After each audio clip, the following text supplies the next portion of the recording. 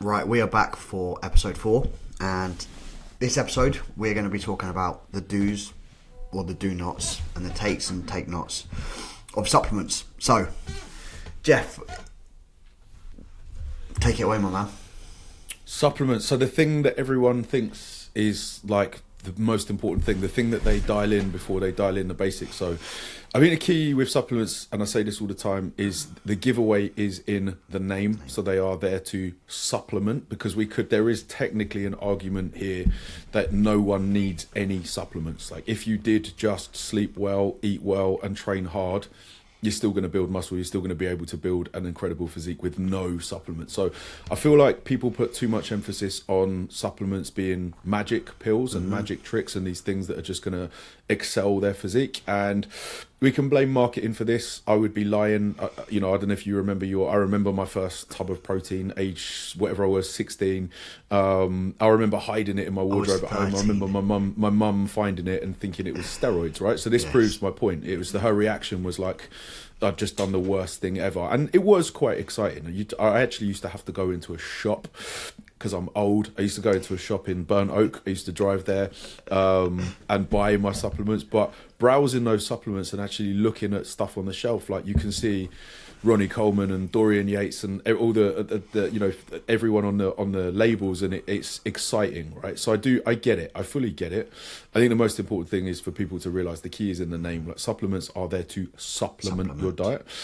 I think a lot of people also go for supplements like as somewhat of a shortcut, if you know what I'm trying to say, and they'll go, oh, my sleep's shit, what supplement can I take? Oh, my energy's low, what supplement can I take? And I'm sure you'll be the same as me. Well, what's the first questions? Where do we go to first in those instances?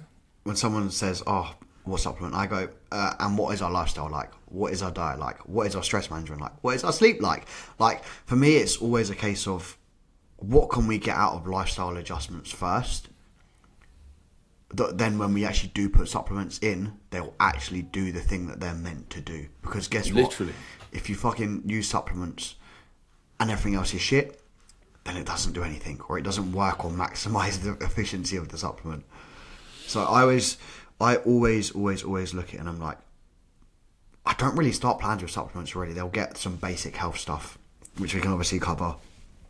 But aside from that, they're not getting a 20-page list of supplements, which I think is actually funny about some coaches when people start, especially in the bodybuilding world.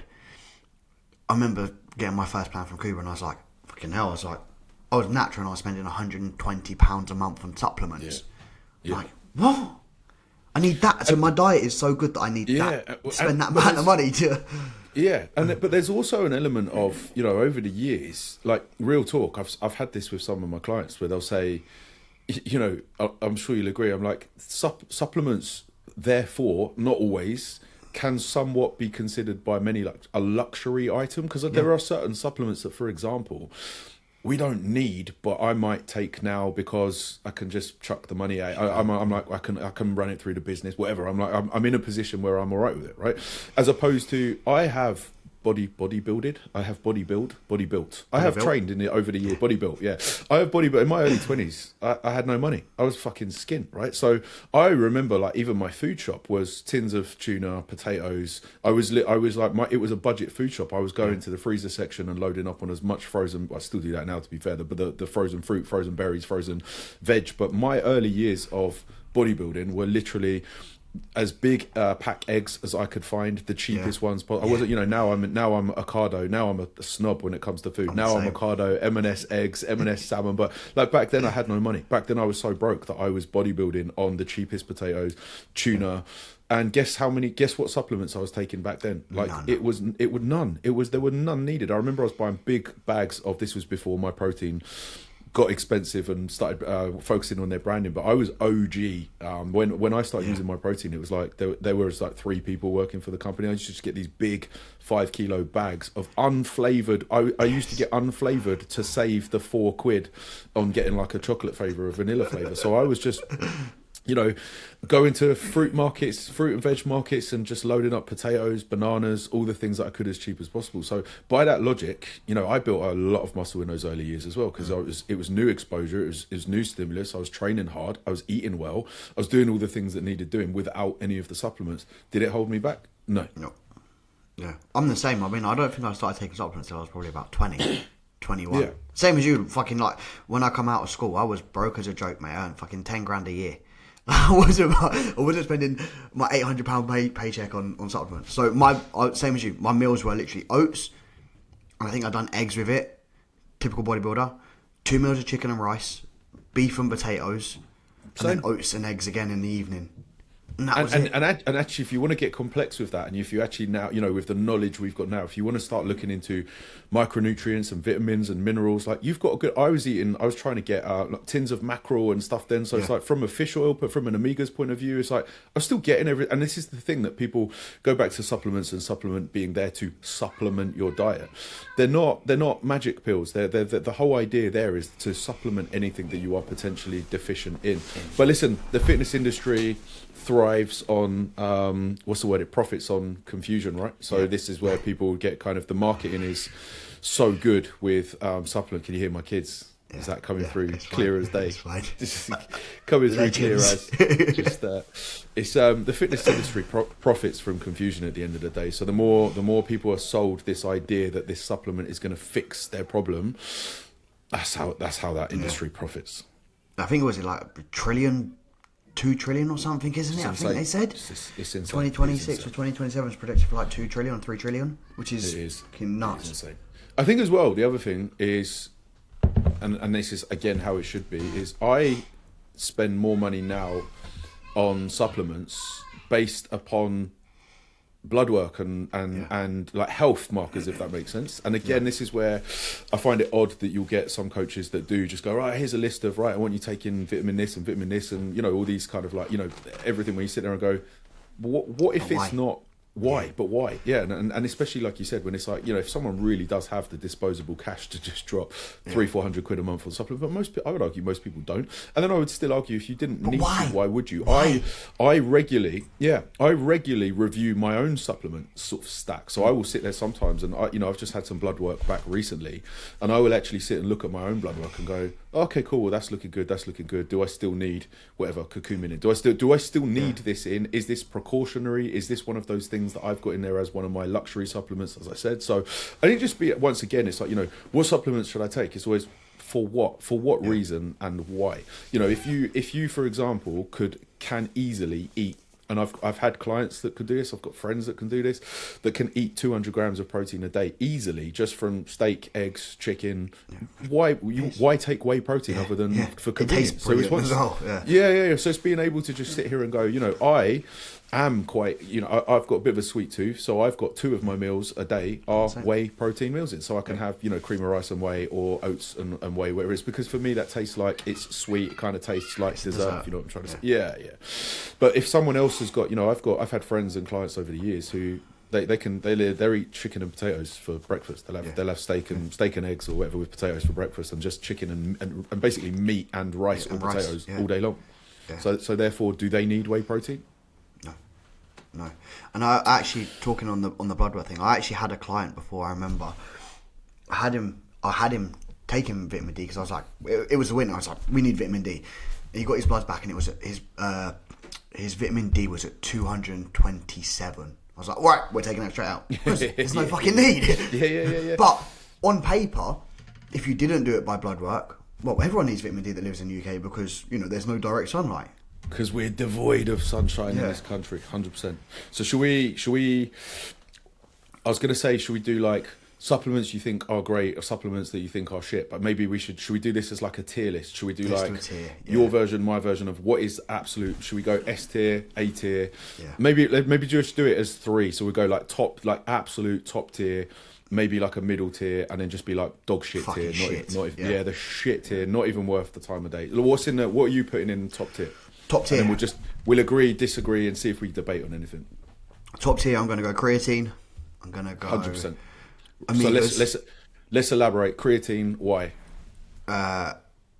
Why the fuck not? What does it not do? Creatine increases ATP production, decreases risk of Alzheimer's, all-cause mortality from the brain, improves cognitive function,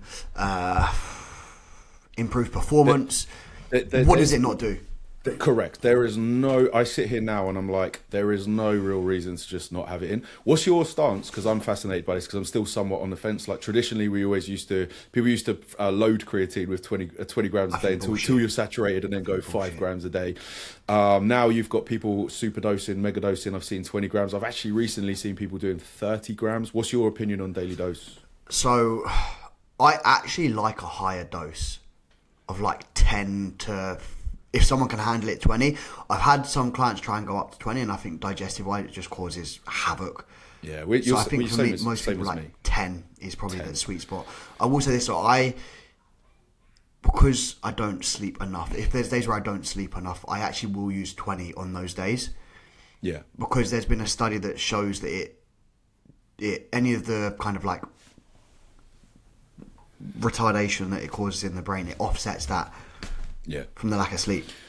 Yeah, and I'm same as you. I think the 20 and the 30 grams that I'm seeing is or 30 I will say is I think 20 as well is overkill. I think it's too much. I think the advantage of, for me, the 5 versus 10 it's kind of like somewhat nuanced, but I sit here and I'm like, creatine is cheap. It's one of the few examples of like a cheap supplement that I sit here and I'm like, what's it going to cost over a month to dose it at 5 versus 10? £5. Yes. And so for the sake of £5 a month or whatever, I'm just like 10 seems to be the sweet spot for me.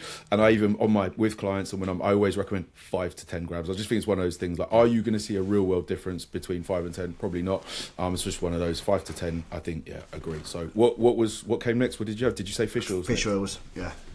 Yeah, I agree. Again, like most people's diet is just far too low in omegas, plain and simple. I think the one thing that people do wrong with that as well is shit quality. Make sure you get good quality EPA without a single doubt. But yeah, 100% for cognitive function, for hormone function.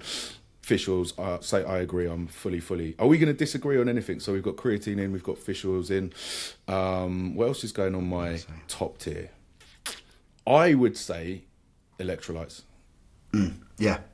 Ooh. Okay, but are you on the fence? Is this no? I'm not on the fence, but I'm S tier with electrolytes if it has the correct panel.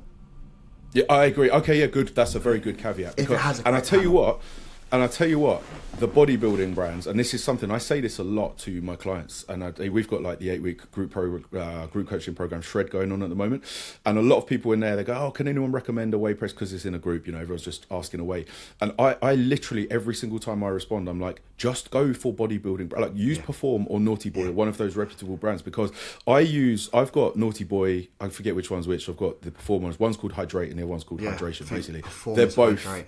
Yeah, they're both excellent. So potassium is nice and high. Have you actually seen the panel on some of these generic day-to-day like supermarket electrolytes? It's so bad. It's just sodium. They've got like 2 grams of pink salt. And then they put some flavouring in it. So bad. So yeah, that's a very, very good point that you've raised there. And I say the same thing. So I think electrolytes, yes, as long as that is a good panel. Both the Naughty Boy and the Perform, I think there's a good, I can't remember, like both of them got a good 400 or 500 Hydroflow is pretty good as well. Yes, Hydroflow is very good. Conte and Strom both make very good products as well. So, but once again, it's proven a point. It's bodybuilding brands. Go for those bodybuilding brands. Strom, Conte, JP's one is good. Perform. Yeah, JP's excellent. It's that I say to everyone, I'm like, if you're going to use electrolytes, make sure it's bodybuilding brand, 100%. So make sure it's got potassium, magnesium, calcium, and sodium. If it doesn't have 100%. Magnesium and calcium in, it's not actually an electrolyte powder.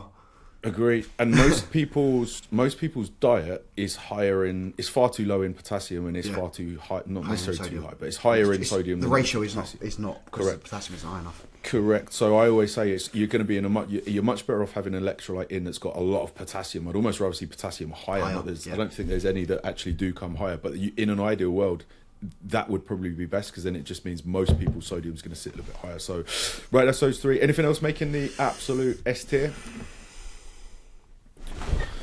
Let's have a look at my supplements. I would put in. Yeah, there's certain maybe vitamins just now. Below. Magnesium, vitamin D, I would Yeah. probably put into that top category again. Vitamin D for just, and this is maybe a UK specific thing. I can't imagine life without vitamin D because we have to live a life with not a lot of vitamin D. Magnesium, 100%. Magnesium for sleep. I assume you're talking like glycinate or similar. Yeah, either glycinate or even threonate as well. Yeah, I agree. I'm with you on that. I would throw in then, and I would say for Gen Pop especially, and for a lot of people, there's an easier way, and we'll see if you agree here. And I would just chuck a multivitamin in, a good quality multivitamin. Okay. Gen Pop, if their diet is shit, yes. Yeah. But just fix your diet. Oh yeah, and be an I'm with adult. you. No, I'm with you. Be an I'm adult. with you. And I always look at, like, whenever I look at a multivitamin panel, again, I've not looked at bodybuilding brands because people don't buy bodybuilding brands, but whenever I look at one in like a supermarket, I'm like, this is fucking shit. Shit, yeah. Like 20 milligrams of vitamin C. What is that It's a doing? waste of time. Yes, it's a waste of time. I mean, I standard. If I was just, I mean, Jesus, if I actually was if I was upping my vitamin C acutely, that would be 4,000 to 5,000 mig acutely. Do you know what I mean? As opposed to like 20 mig. It's Yeah, 20, they're it's just literally a joke. 20 megs. So could we maybe nuance then and say a high quality multivit? I mean, the way I look at something like a multivit, I would use it personally. I would use the argument similar to creatine, and I would go, it's cheap and it's one of those. I would rather take a multivitamin. I still have a good quality multivitamin I will add in my daily supplement, in my daily tabs in the morning. But my logic is, I'd rather have more of things that I need, knowing that in most instances the body's just going to pass anything I don't need, than I would be defunct, if you see what I'm trying to say. Yeah. That's why I'd put that. I'd put that up there. And I personally don't think I'd put anything else in the actual top tier. No. Mid tier. No, it's one of those where it's like nothing else comes to mind, so it can't be that. Mid tier. Mid tier. What are we putting in the mid tier? I'm going to go with. Go on. I'm actually going to say a B vitamin complex. A good B vitamin complex. Yeah. Maybe not for Gen Pop, but I think for some other clients that I work with, when you're working with people that are like chronic fatigue or they're going to be deficient in B vitamins because the neurotransmissions that are happening is at such high rate that they're going to be depleting that much faster. But that's like a specific case scenario. With that, to be honest, most people that would probably then be S tier. So then it starts to go into situational, because if someone who needs because of blood work, if someone is deficient in something, so this is this is the only thing there. It's what can we throw in the mid tier that's just a case of like let's better word it. Supplements that if you've got the expendable income are useful to have in, but you could probably quite easy with that. I'm going to put pre-workouts in here. caffeinated, because I think that people put so much. I know so many people. Like it's made it to meme culture. And it's like, oh yeah, taking my pre on the way to. I'm smashing double pre on the way to the gym. I have forgotten. I take a non-stim pre-workout before I train. Right, it's the usuals that are in a non-stim. So citrulline, the usual, everything that you would expect is the things that are just going to help with like yeah. And I sometimes forget to take it, so I might mix it up and have it in the fridge, just sitting there. I'll be, oh yeah, I'll have it, and I forget, and I go to the gym and I don't realise until 6 p.m. when I open the fridge to make dinner, and I'm like, oh, my pre-workout's in there. Like, yeah. So it's not. It's not. I still had a good session. It's not like people put too much emphasis on the placebo effect of like, oh, I've taken this pre-workout, and a lot of the time they've got that obsession with pre-workout because have you seen the caffeine milligram in some of these pre-workouts? You see, I'd actually put a caffeinated pre-workout as fucking bottom barrel tier. I think they're shit. I agree. Yeah, I'm with you there. So should we go mid-tier, just pre-workout in general, and actually put caffeinated pre-workout on the bottom tier? Yeah. I'm actually with you. I think they're fucking pointless. So what else is going? Have a Monster. 100%. What else is going in the mid tier? Just things that are like a luxury item to have in if you've got the expendable cash, but probably aren't that big a deal. I think something maybe like a curcumin. I think so knowing what it does do from an inflammatory standpoint and seeing it on blood work, if you have this disposable income, I know for a fact that it does do things. What else would I put in there? I keep that in year round, so yeah, I'm the same with you there. But again, I think still somewhat situational. Right, should we go for the bottom of the barrel? Waste of time. The supplement industry has mugged you off. I'm going to say one. I think people are going to fucking lose their mind. Glutamine. No, I agree with you. I think it's actually fucking pointless. So I went down an L-glutamine rabbit hole quite a few years ago, where I just got into this again, just bro science and just reading things, where I like religiously took it post workout and thought it was this magic thing. This is proving a point. Sometimes you have to take a supplement, and you actually have to take it out for you to kind of like, then it's the taking it out part where you're like, oh, okay. I remember taking L-glutamine for probably a few years as well, and I just remember when I took it out and was just like, it done nothing. Yeah. It's just doing nothing. Do you know what? I read a study as well that if you have active cancer cells, it actually rapidly helps grow them. So. Wow, really? Yeah. Yeah. So one to keep out. And I remember about 10 years ago, maybe more, 10, 15 years ago, that was like absolute buzzword supplement. Mate, people are running like 20, 30, 40 grams of it a day. Literally losing their shit for it. What about, I'll tell you what I'm putting in the bottom tier, and it cracks me up that people still love them. BCAAs and EAAs. Oh, fucking hell. Yeah. Waste of time and money. BCAAs. If you've got sufficient protein in your diet over the course of the day, if you are hitting your protein targets, and again, this will be one for a different podcast, I actually prefer protein targets on the higher end than I do the lower end. So I just sit there for the way I set macros for my own clients, the way I set protein for my own clients. I have still yet to find a specific need for anyone to need EAAs or BCAAs. They are, and I remember, once again, you go back 10 years, 15 years, I've been there, I've bought the tub, and again, I will always talk here from experience that, I've had the tubs of something sweet to drink whilst I'm training. Then you soon realise you're like, I'm paying 30 quid for a tub of what I could just be getting squash, or of course now electrolytes, which are far more beneficial. Do you know what? I actually found this, I don't know if you're the same. I actually find when I have too much sweetener in training, because it's pulling more water into my gut, it absolutely ruins my session. It actually makes it worse. So I'm like, something that's meant to be helping me with reducing muscle protein breakdown, but I now can't train as hard because I'm uncomfortable. I'm not getting that fucking breakdown. So why do I need to offset it? You have to also, like, again, this is just preferences and stuff, going back to like me liking sweet stuff, for example. Like I drink 5 to 6 litres of water a day. I go through 2 of these, one in the morning, one in the evening, and then one sort of overnight-ish, that like there's technically 3 of them over a 24-hour period gone. So I clearly have no troubles staying hydrated, but for some weird reason, I love water as well. I could just drink cold water like all day long, but for some reason, and maybe this is just a conditioning thing, I like something sweet. Like, again, I have intra-carbs when I train, so I go for dextrose, which is sweet. So having some electrolytes when I train, for me, it's a case of I'm replenishing electrolytes. It's also sweet, which just for me, it's just, you have to, I'm the same as you, don't get me wrong, there are times where I fully agree with you on that front, and you can feel a bit bloated at times. Yeah. But for me, then it's, once again, it's situational to just be like, it's weighing up the pros versus the cons, right? Yeah. I don't ever actually use anything intra-workout, ever. I used to do electrolytes, I used to do carb powders, and I'm like, if it's in too much water, it just makes me feel like shit. And then I can't eat my post-workout meal either, because I've actually got no appetite. And I'm like, that's actually hindering what I'm trying to do. I agree with you when my calories are high enough. I think sometimes when my calories are low enough, it's just another sweet treat that you get to enjoy. Anything else? Do you know what I like? Neither of us have even mentioned whey protein. I don't even class whey protein as a supplement. It's just, it's food. It's food, protein, and it's just protein. Yeah. So that one's that's not making any list. Same with cream of rice. Same. Yeah, I agree. It's a carb source. If you like it, buy it. If you don't. If you need it. Yeah, I think anything else going on the dog shit tier? What's another common one that people use? Probiotics. Yeah, good one. I think they're fucking shit. Just have a diverse diet, and if you want probiotics, then get fermented foods in your diet. Yeah. Agree. Cool. Let's wrap it up. Supplements. Yes. But I tell you what, the next episode is going to get even juicier because we're going to be talking about shortcuts, which may include special supplements.